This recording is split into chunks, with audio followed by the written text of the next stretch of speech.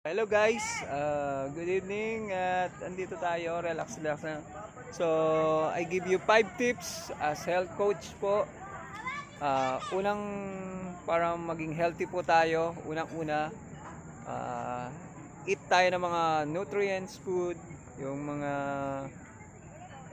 pagkain na alkaline food, mga gulay, prutas, yan, mga nakakatulong po sa inyo.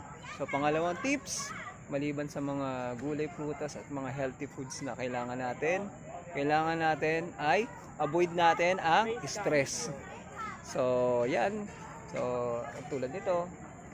So, kung hindi mo na love yung ginagawa mo, tigilan mo na yan. Kung ayaw mo na ng trabaho mo, mag-resign ka na or umiwas ka na, maghanap ka ng paraan para hindi ka ma-stress. Kasi pag nagiging stress tayo, ay ang katawan natin ay nagpo-produce ng hormone at na kung saan tayo ay pinapahina.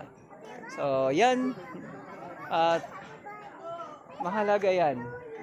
Pangatlo, kailangan natin ng exercise para yung mga hormone na yan ay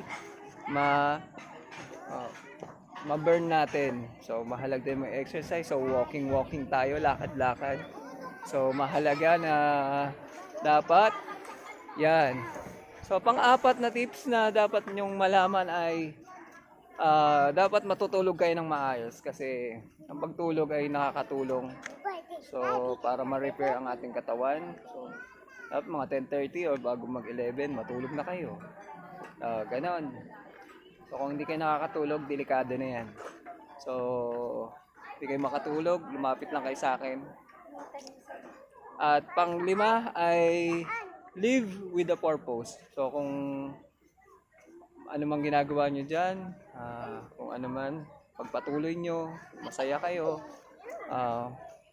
nanay kayo, tatay kayo, live with the purpose. Kung may ginagawa kayong para sa bayan, ayan po sila, para sa kabubuti ng nakakarami, at ano, live with the purpose. Guys, yun lang po, at God bless, and see ya!